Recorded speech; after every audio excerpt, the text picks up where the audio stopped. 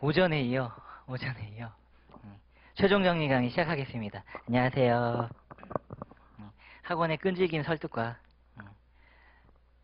그다음에 1차 합격자가 있으니까 어떻게든 2차 합격자를 내기 위한 저희 부단한 노력, 승부를 건 거죠. 학원에서.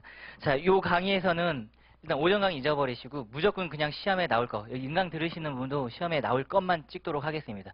그랬을 경우 지금 첫날 오늘은 채권을 할 거고요. 내일 물건을 할 건데, 그래서 채권이랑 물건을 따로 떨어뜨리지 마시고 첫 번째 쟁점으로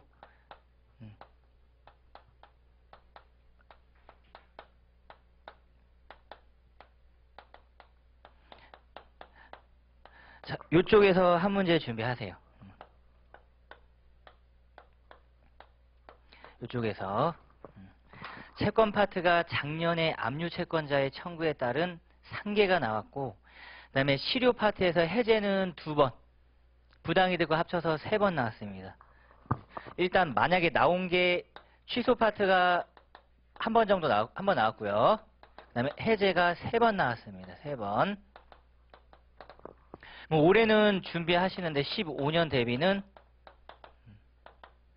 당연히 해제 또 준비하시고, 해제 준비하시고, 또 취소해요.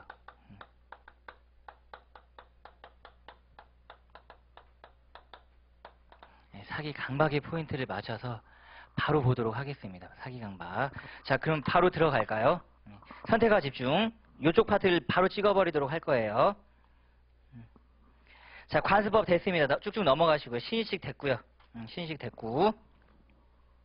자, 6페이지. 로마자 2번 신의식의 파생 원칙. 해제 사유죠. 해제 사유. 신의식 해제 사유. 자, 양갈로 2번. 양갈로 2번에서 반갈로 1번 별표를 하시고요. 비계속적 거래계약. 암기하셔야 돼요. 계약의 실효 방안입니다. 계약의 실효 방안. 계약의 실효 방안 중 첫 번째, 요거는 굳이 목차를 잡아내면 여기다 바로 갈까요? 신의칙에 따른 신의칙.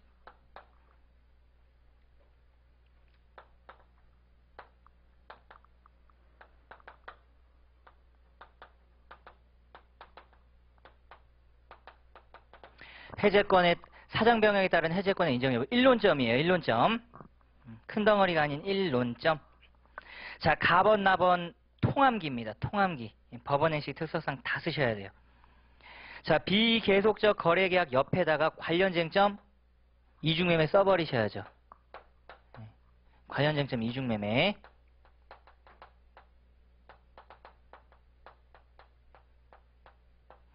관련 쟁점 이중매매. 자, 일독할 거예요. 보세요. 사정 변경으로 인한 계약 해제는 계약 성립 당시 당사자가 예견할 수 없었던 현저한 사정의 변경이 발생하였고, 그러한 사정 변경이 해제권을 취득하는 당사자에게 책임 없는 사유로 생긴 것으로서 계약 내용대로의 구속력을 인정한다면 신칙에 현저히 반하는 결과가 생기는 경우 계약 준수 원칙의 예외죠. 계약 준수 원칙의 예외. 여기서 말하는 사정이라면 계약 기초가 되었던 객관적인 사정을 의미하는 바, 밑에 주관적 개인적 아니고요. 그다음에 계약 성립의 기초가 되지 아니한 사정이 구 변경되어도 마찬가지로 신식에 반한다고 볼 수 없다. 없다. 자, 그리고 밑에 반갈로 2번 계속적 계약 관계 동글뱅 1번 별표를 하시고, 별표를 하시고요. 자, 그럼 계약의 실효 방안에서 쟁점 첫 번째. 바로 쓰겠습니다.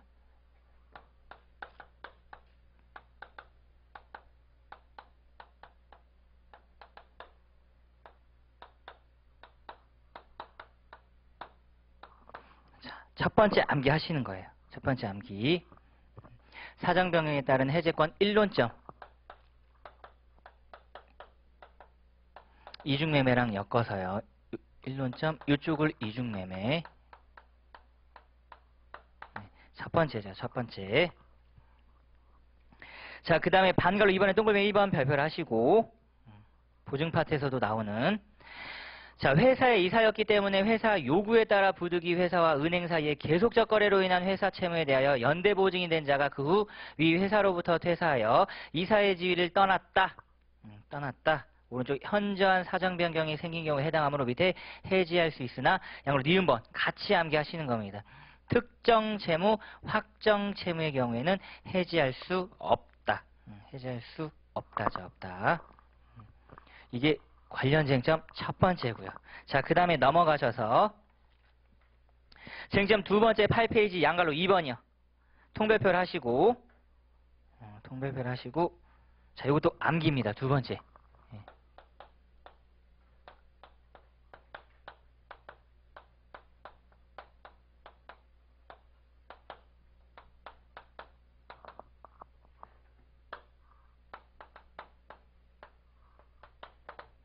자, 권리남용에 의한 상대방 원고 청구권 행사를 저지죠, 저지.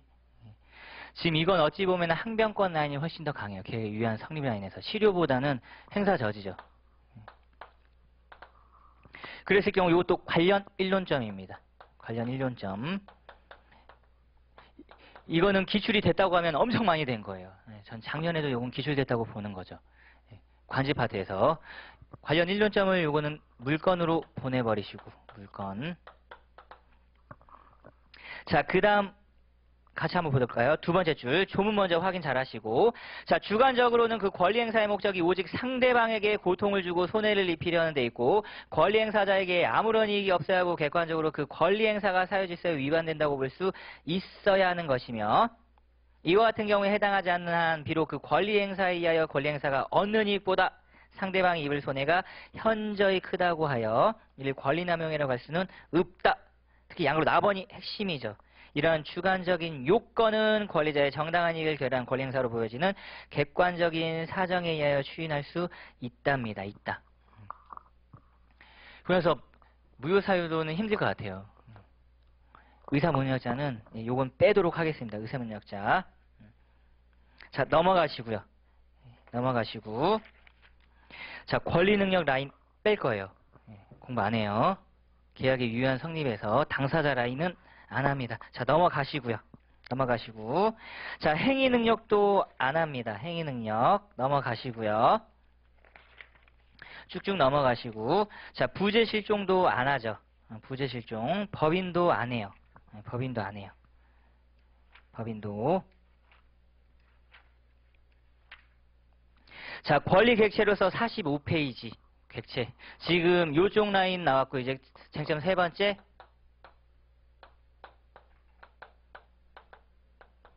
물건 때문에 합니다. 물건 때문에. 소유권의 객체죠. 건물은 알아두셔야 돼요. 건물은. 자, 그게 로마자 2번에 1번에 양갈로 나번에 있죠. 별별 하시고요. 혹시라도 건물 나왔는데 이런 표현 주어진다. 쓰면 가점입니다. 쓰면 보세요. 우리 민법에서 건물은 토지와 별개의 부동산, 토지와 별개의 부동산 네모. 독립성을 가진다고 할 것이며 한동 건물의 일부가 이용상 독립된 구조를 갖추고 공시 방법을 갖추면 구분 소유가 인정되나 그렇지 않은 경우에는 기존 건물에 부합한 것으로 된다. 두 번째 줄 이용상 독립된 구조.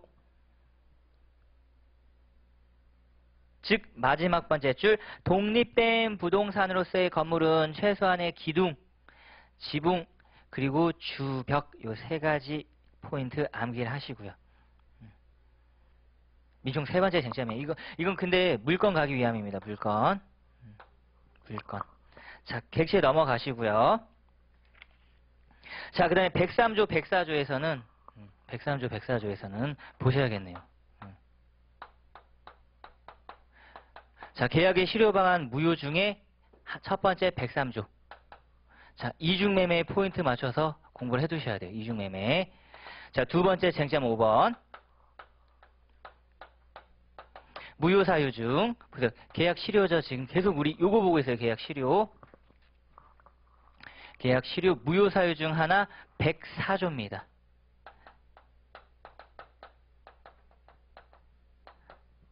자, 관련 전압판이 여기 있죠. 불공정 판단 시기. 불공정 판단 시기. 자, 일단 바로 들어갈게요. 자, 103조 조문 확인하시고. 조문 확인하시고. 자, 2번이죠. 동기불법 별표를 하시고 746조 옆에 써버리세요. 746조. 746조.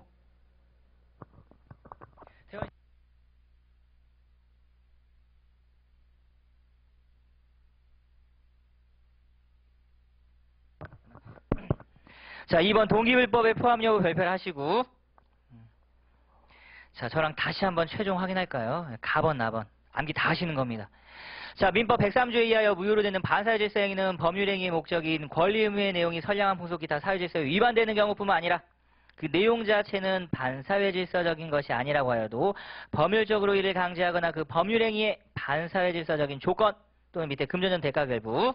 자, 그 다음에 뒤에 마지막 동기가 표시되거나 상대방에게 알려진 경우 반사회질서적인 경우를 포함한다. 암기하시고 그냥 나번까지 다 들어가시는 거예요. 단지 법률행위 성립 과정에 불법적 방법이 사용된 데 불과한 때에는 밑에 의사표시 하자를 이유로 논의할 수 있을지언정 103조 위반 무효라고 할 수 없다.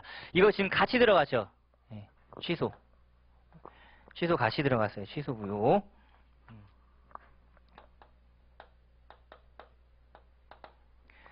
결국은 사기 강박이 뜨는 순간 이 판례는 무조건 쓰셔야 돼요. 나번 판례는. 나번 판례. 자, 그 다음에 오른쪽. 자, 103조 위반의 효과죠. 효과. 발표를 하시고요. 이 불법 원인급여와의 관계입니다. 이걸로 2번 시스템이죠. 2번 시스템. 일단 물건적 청구권 안 된다. 목차에서 그냥 X를 갈아버리시고 다 쓰기 힘드니까 놓은 거. 두 번째 줄. 원인행위 무효. 근데 밑에 두 줄 밑에 내려오셔서 반사적 효과로서 급여 물건의 소유권은 급여를 받은 상대방에게 귀속. 반갈로 2번 부당이득 반환 청구권의 행사 가부 당연히 X고요. 자, 반갈로 3번 손해배상 청구권의 행사 가부. 바로 이 표현이 바로 보이셔야죠. 세 번째 줄.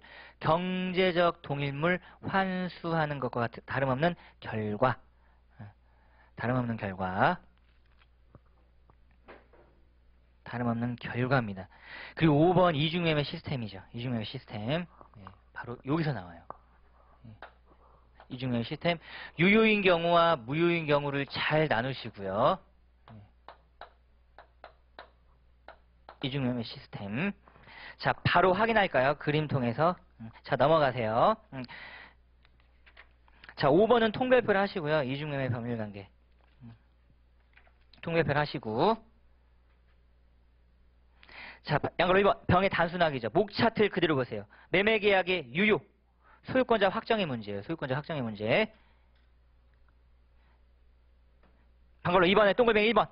유효니까 권리구제 방안. 이행불능에 따른 손해배상 청구권.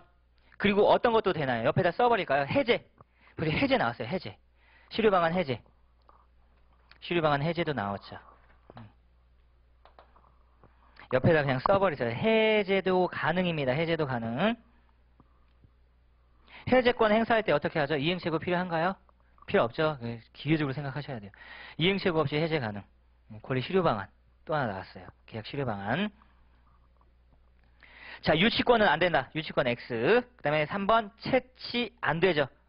특정물 채권. 자, 그거를 저극가담해서 보도록 하겠습니다. 방금 1번. 매매계약은 무효. 또 소유권자 확정의 문제였어요. 소유권자 확정의 문제. 자, 중요한 게 양으로 나번에 세 번째 줄이죠. 전득자 보호방안 없다. 전득자 보호방안 없다. 확장되면 전득자는 전 매도인에게 570조 담보책임 들어가는 겁니다. 담보책임. 자, 그러고 나서 이제 반갈로 2번 생각하셔야죠. 채권자 대유권은 되는데 채권자 대유권은 되는데 무효인 경우 채권자 대유권은 되는데 옆에다가 피대의 권리와 관련하여 불법 원인급여와 문제가 된다. 예, 굳이 안 쓰셔도 되고 기억이 나면요. 피대의 권리와 관련해서 746조 불법 원인급여가 문제된다. 라는 점만 기억하시고 견해 대립은 있으나 판례는 논거 제시 없이 그냥 대위된다고 한들아 채취는 X 제3자 채권 침해는 동그라미인데 중요한 내용이 오른쪽 양갈로 니은번에 있죠. 두 번째 줄. 금전배상은 청구할 수 있고 원상회복 청구는 안 된다. 그리고 반갈로 3번이 올해 변시에 등장했더라. 이 친구가 보세요. 최종 매수인 병이 갑을 상대로 소유권 이전 등기 청구의 소를 제기하여 확정 판결을 받아 등기를 경유한 경우 을은 갑을 대위해서 확정 판결 기판역에 저촉되는 소유권 이전 등기 말소를 더 이상 구할 수 없을 것. 방을 3번 옆에다가 어떤 거 쓰셔야 되죠? 요 표현, 모순관계. 기판역의 객관적 범위 이렇게 할까요? 기판역의 객관적 범위 중 모순관계 이렇게 딱 쓰시면 되겠네요. 민수법 쟁점. 자, 그 다음에 넘어가셔서요. 백사조. 자, 53페이지요. 53페이지. 자, 백사조 무효사유라는 점. 지금 계약의 실효 방안 중 무효 보고 있습니다. 자, 양갈로 1번 객관적 요건에서 반갈로 1번이요. 통별표를 하시고. 자, 전화판이 등장이죠. 전화판 등장. 요 판례 암기를 다 하실까요? 자, 보세요. 불공정 법률행위에 해당하는지는 법률행위가 이루어진 시점을 기준으로 법률행위가 이루어진 시점 기준 네모 밑에 주관적 가치 X, 객관적 가치 비교 판단할 문제이다. 여기까지만 딱 끊어버리시고요. 문제이고 여기까지 딱 끊어버리시고 양으로 4번 바로 가시는 거죠. 따라서 계약 체결 당시를 기준으로 판단하였을 때 계약 내용이 불공정한 것이 아니라면 사후의 외부적 환경의 급격한 변화에 따라 자 나왔죠. 일방 큰 손실 발생 네모 밑에 상대방 큰 이익 발생 네모 일방 큰 손실 발생 네모 상대방 큰 이익 발생 네모 그렇다 하더라도 불공정 계약에 해당하지 않는다. 성립 요건은 당연히 머릿속에 기억을 하셔야 돼요. 주관적 요건, 객관적 요건. 자, 그 다음에 넘어가셔서 양갈로 2번에 그러니까 양갈로 가번 별표를 하셔야겠죠. 가번 별표. 피해 당사자가 궁박경솔 또는 무경험 상태에 있었다 하더라도 그 상대방 당사자에게 피해 당사자의 사정을 알면서 이를 이용하려는 해서 폭리행위의 악의가 없었다면 불공정한 법률행위는 성립하지 않는다. 그 적용 영역에서 3번의 양갈로 1번 별표하시고요. 요거 하나만 기억을 잘 해두세요. 무상행위 불공정 해당 여부. 자, 보세요. X를 치면 지금 무효행위 나왔어요. 그럼 얘는 계약의 실효 방안이죠. 계약의 실효 방안. 그럼 다시 상대방이 CF 이제 요걸 준비하시는 거예요.